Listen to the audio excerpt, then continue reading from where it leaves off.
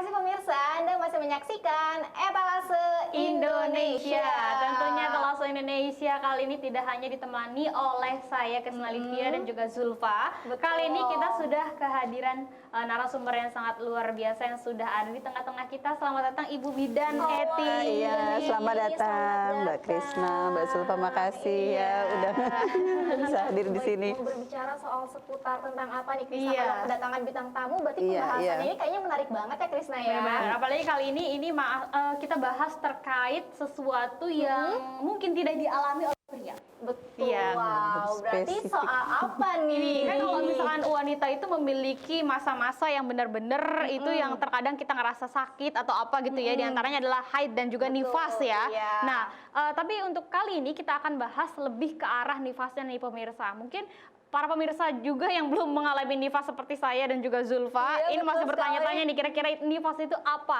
Mungkin langsung kita tanyakan kepada Ibu Bidan Eti yang sudah ada di samping kita nih. Ibu, kira-kira kalau nifas itu, masa nifas itu sebenarnya apa sih, Bu? Jadi masa nifas itu adalah masa pulih ya, masa pulih atau masa kembalinya alat-alat kandungan kembali seperti keadaan sebelum hamil. Itu dimulainya dari setelah plasenta lahir. Nah, kemudian sampai dengan 6 atau 7 minggu atau sekitar 40 hari. Ya, 40 hari. Jadi nifas itu lamanya 40 hari rata-rata. Oh, itu berarti masa nifas itu masa-masa setelah melahirkan yang jelas seperti itu ya, Bu ya? betul. Dan tapi nih Bu, atau kan tadi kan Ibu singgung kalau misalnya masa nifas ini harus selama 40 hari. Apakah benar-benar berpatokan selama 40 hari atau ada waktu-waktu tertentunya juga nggak Bu? Jadi tidak, itu hanya rata-rata 40 hari ya. Jadi misalnya nifas tergantung pada saat ibu melahirkan itu perawatannya seperti apa. Jadi misalnya dia ada juga yang lebih lama dari 40 hari, ada yang lebih cepat dari 40 hari. Tetapi rata-rata lama nifas itu 40 hari. Nah, yang mencirikan itu selesai nifas itu tuh apa sih sebenarnya, Bu? Saya masih penasaran terkait itu karena belum mengalami. Masih bingung. Iya.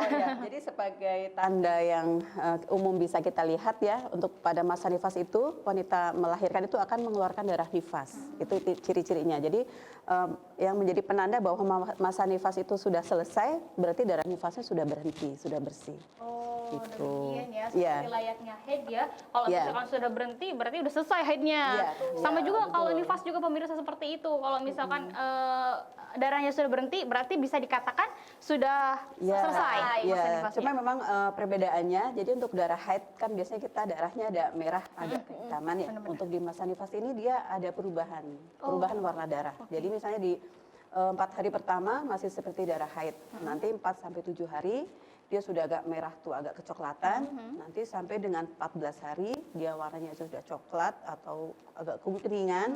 Nanti setelah 2 minggu sampai 40 hari dia darahnya warnanya putih. Oh, berarti kalau Jadi masih perubahan. putih atau kayak keputihan seperti itu masih Itu dikatakan darah nifas. nifas. Iya. Oh. Tapi nih Bu, bicara soal darah nih kan maksudnya setiap wanita biasanya kan mengalami warna darahnya berbeda-beda ya. Nah, Iya. itu ada yang membahayakan nggak sih Bu? Kira-kira warna darah apa nih yang membahayakan? Oh, kalau misalnya masih sebatas yang normal tadi kan sudah bertahap ya untuk perubahan warna darahnya, itu kondisi normal. Terkadang ada juga kondisi yang membahayakan atau yang kira-kira ini perlu pemeriksaan lagi. Jadi misalnya pada saat kita melihat di 2 minggu setelah melahirkan kan normalnya darahnya sudah kuning. Ternyata dia warna darahnya masih seperti darah haid dan jumlahnya banyak. Oh, berarti ini kondisinya tidak normal. Ibu harus perlu pemeriksaan ke bidan, ke dokter untuk memastikan dari mana nih perdarahannya. Oh, demikian Iya. ya. Berarti walaupun kita sehat-sehat aja juga harus perlu diperhatikan juga ya. Iya,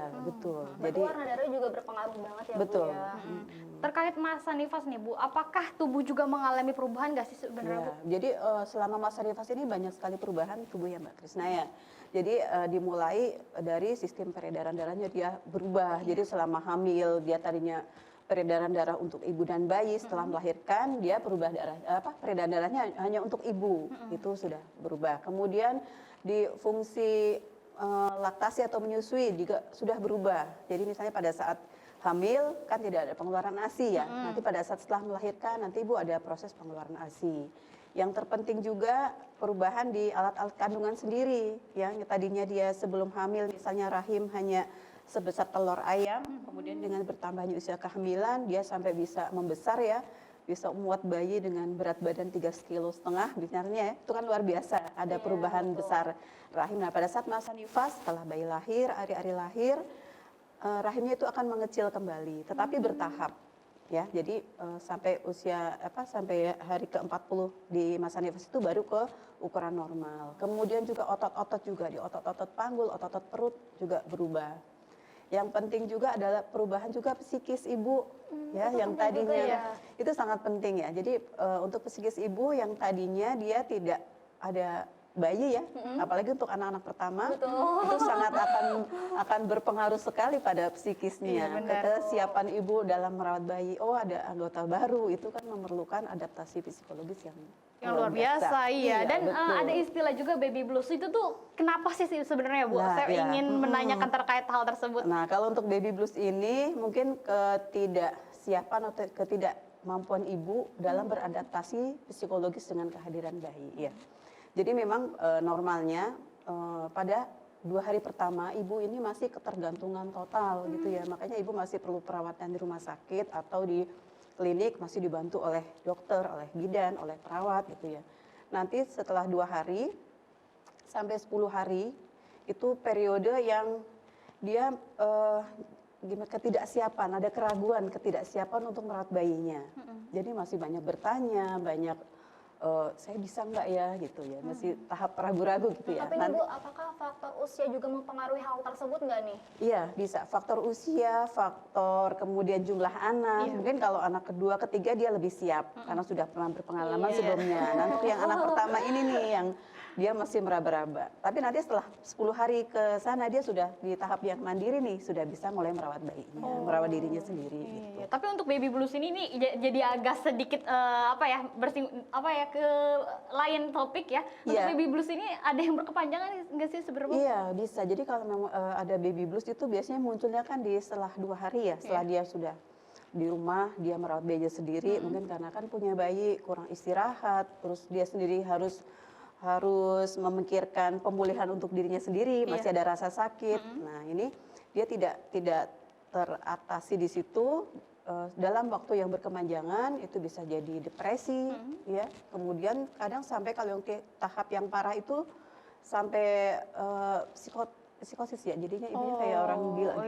Stres gitu bisa ya Bu ya. Bisa stres. Tapi yang kita tahu nih Bu ya, kalau misalnya seorang wanita melahirkan ini nggak selalu normal ya, kadang ada sesar. Nah ada perbedaannya nggak Bu, masa nifas antara lahir normal dengan sesar? Oh ya, kalau untuk masa nifas normal dan sesar sih hampir sama ya. Cuma memang perbedaannya biasanya di tahap-tahap awal ya. Jadi kalau normal memang dia pervagina, kemudian kalau sesar dia ada luka operasi ya. Jadi di tahap-tahap awal biasanya pertama itu masa perawatan di mobilisasi, pergerakan. Jadi misalnya kita melahirkan normal, 2 jam setelah lahir kita sudah bisa duduk, sudah bisa mencoba waktu tidak pusing, sudah bisa untuk jalan gitu ya. 6 jam setelah melahirkan sudah bisa ke kamar mandi sendiri gitu. Tetapi untuk yang sesar, ini kan karena pengaruh ada anestesi, kita harus bed rest 24 jam. Nah, 24 jam pertama ini pun kalau sekarang sudah lebih bisa kita sudah mulai bergerak secara dini gitu ya. Jadi 6 jam sudah boleh miring kanan, miring kiri, 12 jam kita sudah bisa mencoba duduk, dan 24 jam dia baru untuk latihan jalan. Jadi ada beberapa tahapan ya. Itu kan Bu yang tadi Ibu bilang kan bahwasannya nifas itu normalnya itu selama 40 hari ya. Itu waktu yang cukup panjang sekali. Ada gak sih Bu kayak olahraga yang mungkin diperbolehkan untuk orang-orang yang sedang mengalami nifas seperti itu? Atau ada gerakan-gerakan yang mungkin gak boleh dilakukan ketika seseorang sedang masa nifas? Jadi sih harapannya untuk olahraga kan bisa tidak hanya olahraga yang ekstrim ya gitu ya. Jadi yang pertama biasanya ibu itu minimal dia bisa beraktivitas. Beraktivitas untuk sehari-hari ya. Misalnya kayak nyuci piring, nyapu itu sudah bisa ada aktivitas. Tapi untuk yang khusus itu ada olahraga namanya senam nifas gitu. Itu sudah mulai bisa dilatih dari setelah melahirkan, bertahap gerakannya. Gak terlalu ekstrim banget gerakannya ya. Tapi kalau untuk gerakan-gerakan yang gak boleh dilakukan kalau orang-orang yang lagi nifas ini kira-kira apa aja Bu? Ya seperti mungkin ngangkat-ngangkat berat ya jangan dulu gitu ya. Yang pokoknya sesuai dengan kemampuan ibu saja. Oh, mungkin Kalau ada memang- akibat-akibat lain yang akan disebabkan ketika misalkan melakukan hal tersebut? Ya, jadi kalau memang kadang ini kan darah nifas masih tetap keluar ya, Iya. gitu. Jadi kalau misalnya di awal-awal ibunya dengan aktivitas apa yang berat gitu, ditakutkan mungkin perdarahan lebih banyak atau apa. Jadi untuk aktivitas itu sesuai dengan kemampuan ibu saja. Atau enggak kadang masih suka pusing kan gitu. Jadi ya sesuai dengan kemampuan, tetapi tetap harus ibu beraktivitas untuk mempercepat proses pemulihannya juga. Oh, Ya. demikian ya. Kalau tadi bicara soal olahraga nih Bu, kira-kira ada pantangan-pantangan nggak sih makanan yang nggak boleh dikonsumsi oleh ibu yang masih mengalami masa nifas Bu? Atau mungkin ada anjuran makanan yang harus dimakan agar masa nifas ini cepat selesai nih Bu? Kira-kira bagaimana Bu? Nah ini biasanya kebiasaan di Bekasi. Saya mungkin di rumah sakit pada saat merawat pasien-pasien nifas, biasanya ini generasi yang lebih senior nih, misalnya neneknya, ibunya, banyak sekali pantangannya. Nggak boleh makan apa ya, kalau di sini pisang, nggak boleh makan yang amis-amis, nanti jahitannya nanti basah gitu ya. Itu sebenarnya hanya mitos. Jadi pada prinsipnya untuk ibu nifas itu tetap untuk makanan harus yang 4 sehat 5 sempurna lah kalau kita zaman sekolah zaman dulu ya. Ada karbohidrat gitu ya, kemudian ada sayur mayur yang beragam karena kadang suka aduh ibu menyusui minumnya makannya daun katuk saja, itu kan sayuran banyak ya, jadi harus boleh beragam. Kemudian ada protein, lauk pauk yang nabati, misalnya tempe, tahu, kemudian yang hewani, ayam, ikan, telur silahkan. Jadi tidak ada pantangan untuk makanan kecuali ibu ada alergi, misalnya dia alergi dengan seafood, ya sudah jangan dimakan seafoodnya ya, karena memang sejak sebelum hamil pun dia memang tidak boleh kan, karena dia ada alergi. Tetapi sepanjang tidak ada alergi makanan yang bergizi yang dianjurkan. Yang mengandung 4 sehat 5 sempurna Nah, ya. iya betul. Terus secara garis besarnya nggak ada pantangan-pantangan khususnya ya Iya, Bu ya? iya betul. Jadi kita aman lah ya. Nanti kalau misalkan melahirkan terus mengalami masa nifas sudah tahu nih bayang-bayangnya. Oke, ini balik lagi ke pertanyaan yang tadi yang kalau tadi kan sudah dijelaskan sama Ibu ya bahwasanya masa nifas ini mengalami beberapa perubahan tubuh ya. Iya. Nah, kita bagaimana cara menghadapi tersebut Bu? Langkah kita apa aja kira-kira dalam menghadapi hal-hal tersebut? Ya, jadi memang untuk perubahan tubuh ini sebenarnya sih fase normal ya. Yang penting untuk ibu-ibu yang setelah melahirkan, dia tahu tahapan perubahan tubuhnya. Jadi nanti pada saat kok ini tidak normal, dia paham betul gitu ya. Jadi misalnya seharusnya kayak tadi ya, ada darah nifas saya itu 2 minggu tuh sudah warnanya kuning, kok ini masih merah gitu. Berarti memang harus perlu dia untuk periksa. Ya, misalnya pada saat proses menyusui nih, di awal-awal kan menyusui kan harusnya kan tidak ada masalah, tidak ada kendala. Kemudian pada saat dia ada di awal-awal proses menyusui misalnya kok payudaranya bengkak atau merah gitu, dia harus segera periksa. Jadi gunanya ibu untuk mengetahui proses perubahan tubuh ini untuk mengetahui ini normal atau tidak sih.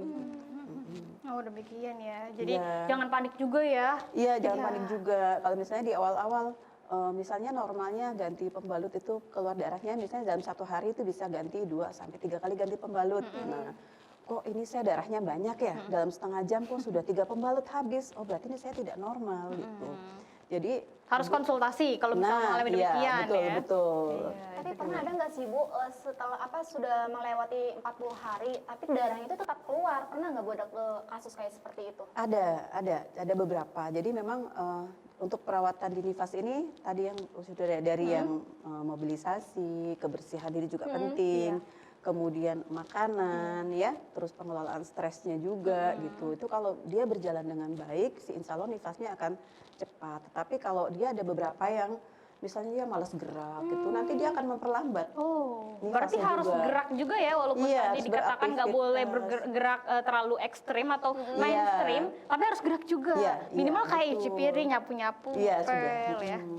Yang ringan-ringan saja sesuai kemampuan, tetapi dia beraktivitas. Kan suka ada yang takut gerak ya. Iya betul. Habis operasi nggak boleh gerak, gitu Iya, kan? kadang Itu kan malah suka banyak ya kalau misalnya habis operasi udah diem aja gitu, Nggak boleh tiduran gerak, aja, gitu. iya. Itu kurang bagus Apalagi kalau sebenarnya. misalnya terlalu banyak kecapean kesampaian gitu. Ya, istirahat juga penting, Mbak. Jadi karena ibu melahirkan kadang kan dia punya bayi. Nah, malamnya itu pasti kalau bayi sering terbangun. Iya, mau Nah, nggak mau begadang. harus begadang. Nah, ini harus digantikan pada siang atau pagi hari pada saat bayinya tidur, ibunya ikut tidur. Karena di sini biasanya suka gitu, ada mitos bahwa punya bayi nggak boleh tidur siang. Padahal nggak boleh gitu juga ya. Padahal nggak benar, harus cukup istirahat, karena kalau istirahatnya kurang, dia pengaruhnya ke produksi ASI-nya berkurang, masa nifasnya makin lama karena proses pengecilan rahimnya juga terhambat. Kemudian yang tadi bisa depresi, baby blues. Iya, waduh banyak banget dampaknya sih ya. Iya. Tapi kalau untuk perawatan bagi orang yang baru pertama kali mengalami nifas ini penting banget nggak sih Bu? Ya, sangat penting ya. Jadi penting itu untuk ibu nifasnya sendiri dan untuk keluarga. Ini penting karena harus ada dukungan dari suami, dari orang tua, dari saudara gitu yang membantu ibu melewati masa-masa nifas ini, terutama di 10 hari pertama tuh tadi yang pada saat ibunya itu dalam secara psikisnya dia masih ragu-ragu, bisa nggak saya merawat bayi dan saya sendiri itu memang harus banyak dibantu dengan Orang-orang sekitar. Iya, jadi dia bisa melewati masa nifas itu dengan baik ya. Jadi sampai dia mampu mandiri untuk merawat bayi dan dirinya sendiri. Iya. Nah, lalu nih Bu, ada nggak sih tips-tips lain yang jangan sampai terlewat bagi ibu yang baru melahirkan dan masih mengalami masa nifas nih Bu? Oh ya, tadi berarti prinsipnya sama yang tadi perawatan itu ya yang penting Iya, ya. betul. Jadi kebersihan diri harus selalu dijaga. Itu kan dengan saya mandi sehari 2 kali. Kalau dia ada luka operasi, berarti harus perawatan luka operasinya. Iya. Kalau dia ada luka di vagina ya, di vagina pada saat lahir normal, dia lakukan perawatan. Itu penting ya. Kemudian cara membersihkan vagina yang baik ya, untuk mencegah infeksi nifas itu juga penting. Dari itu kemudian istirahat sangat penting juga. Jangan sampai lupa. Nutrisi yang bergizi sangat penting juga untuk tidak boleh terlupakan. Dengan atau enggak KB nanti setelah 40 hari. Iya. Jangan sampai kebobolan ya. Anak lebih baik. Iya, betul. Itu anjurannya. Mungkin ada sedikit informasi yang akan Ibu berikan kepada pemirsa di rumah, cara untuk mungkin menjaga kesehatan dengan baik atau bagaimana perawatan dengan baik selama masa nifas, silahkan Bu. Oh iya, baiklah. Jadi pada intinya kalau untuk perawatan pada masa nifas yang paling penting adalah pertama tadi mobilisasi ya atau pergerakan ibu setelah melahirkan sudah dimulai dari awal. Kemudian istirahat sangat penting, jadi cukup istirahat minimal 8 jam. Kalau misalnya tidak bisa dilakukan di malam hari, lakukan di pagi atau di siang hari pada saat bayinya tidur. Makanan yang bergizi, ada 4 sehat 5 sempurna, dan minum minimal 3 liter per hari. Karena ibu ada proses menyusui, jadi perlu tambahan cairan yang lebih banyak ya. Kemudian istirahat, nutrisi tadi sudah ya.